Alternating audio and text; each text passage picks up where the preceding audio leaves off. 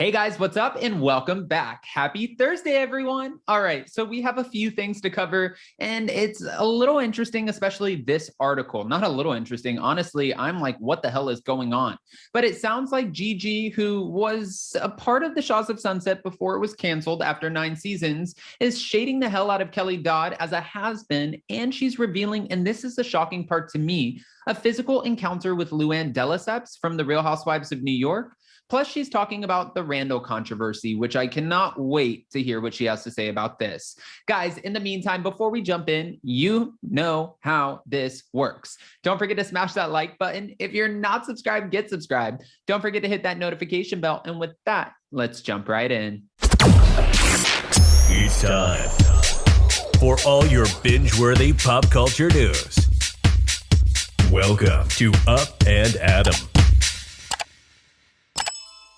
All right, guys, so it looks like Gigi is known for doing what she wants. We know that. Reality Blurb's telling us that, but we've known that for a long time. Recently, the Shahs of Sunset star fell in hot water after interviewing Randall Emmett, who allegedly cheated on Lala Kent. Last week, Gigi suggested that Lala was trash after Lala dissed her in an interview on Watch What Happens Live. On the premiere episode of Do You Love It podcast, Gigi played a game called Puff Puff Pass. Puff Puff Pass. Okay. Essentially, she was asked if she would smoke weed with certain celebrities or if she'd rather kick them to the curb with a pass. Gigi surprisingly said that she would smoke weed with enemy Kelly Dodd, but her reason wasn't so friendly. I would love to smoke weed with her because I think that's probably all she needs in life to calm down and take the stick out of her fucking ass. She said before calling Kelly a has-been. Woo!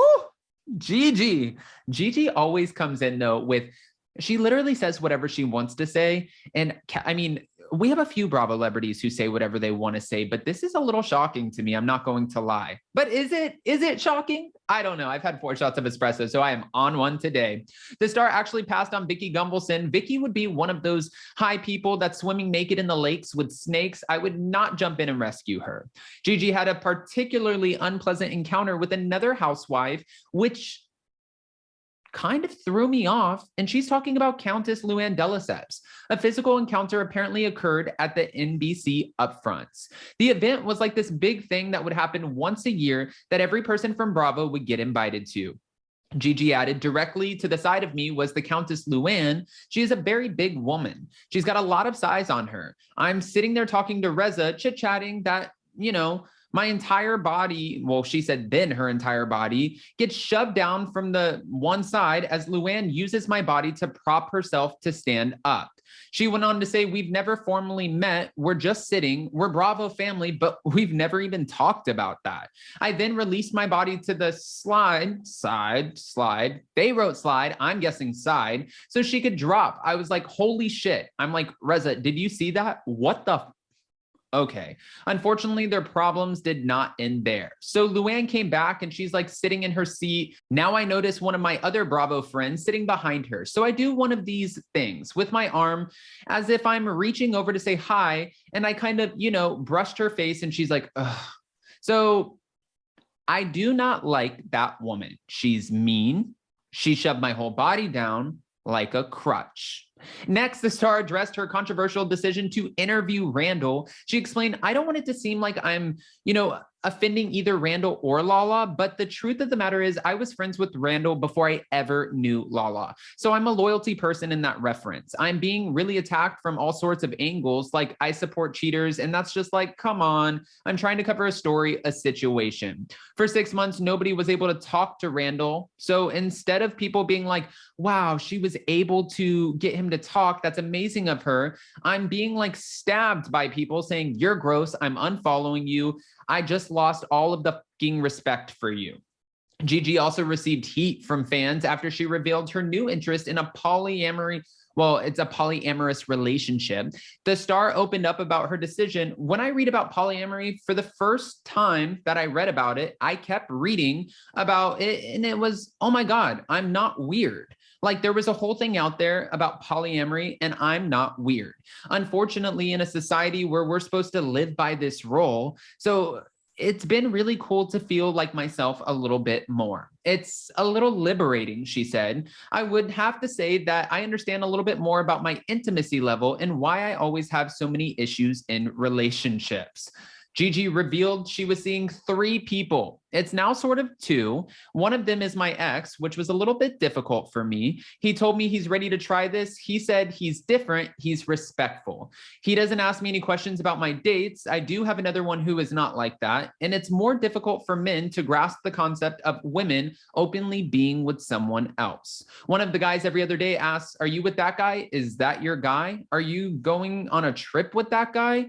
That's not what I signed up for. Gigi went on to continue about this because jealousy cannot exist in a polyamorous relationship. All right, hold on. We're about to end this off.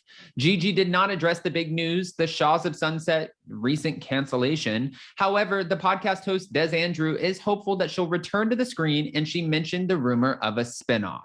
Now, for Gigi, in addressing all of these situations, like to go out and say that there was a physical encounter with Luann de Lesseps, she leaned on you as a crutch. Okay, she didn't actually put her hands on you and like try to grab you or shake you. It doesn't sound like there was any malice behind it. It sounds like Luann is a little bit bigger than Gigi. She leaned against her, and then that was the problem. But to intentionally reach across and brush her face and try to go out of your way to provoke an altercation, because that's what it's coming off like, I don't know if that's necessarily the right thing or something that you want to share with everybody. But I wasn't shocked about the fact that she's calling Kelly Dodd a has-been and saying that she would smoke with her just to get her to remove the, well, you guys heard the rest of it. And when it comes to the Randall Emmett interview, trust me, I know I've tried to get that interview. I know Dana Wilkie tried to get that interview. A lot of people have tried to get that interview, and she's trying to let us know, Gigi, that she thought she would have gotten a lot of support for that interview because she finally got him to talk.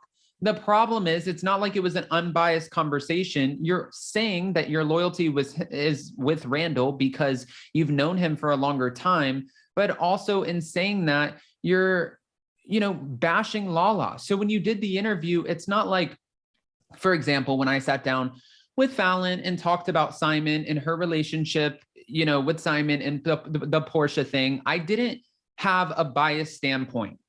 I don't know Simon. I don't know Portia. I didn't know Fallon. So it was easy for me to navigate the conversation and not be like, oh, screw this person or that person was wrong. I didn't have a dog in the fight. So I just wanted to hear her out, listen to her side of the story, whatever details that she would give me. And that's what I wanted to share with the audience. Now for Gigi, of course, she's going to get shit because she's slamming Lala Kent as trash. She's talking about her on Twitter. When Lala appeared on Watch What Happens Live both times, she slammed her while she was currently on the show. Yeah, I think it makes a little bit of sense. But guys, I don't want to just give you this information and not ask your opinions. So go ahead and comment below. What are your thoughts about all of this? And of course, before you go, don't forget to smash that like button. If you're not subscribed, get subscribed. Don't forget to hit that notification bell. And also, last but not least, we have our last final show that's ending off our Spilling Tea Live 3-city tour for now. Let me say, for now. And it's going to be in New York City at City Winery on April 28th. I don't know if you guys have gotten your tickets or not, but if you haven't, go to spillingtealive.com. We would love to have you in person. We have a lot of great surprises for you that night. But if you can't make it in person, well, go get your live stream tickets because we're going to have one hell of a time. I think that it's going to be fun, incredible, just an amazing experience. And if you haven't been to the other shows, we'll talk to some of our incredible, subscribers, the family members of this channel, because they'll let you know what you're missing out on. With that, now we can go. Bye, guys.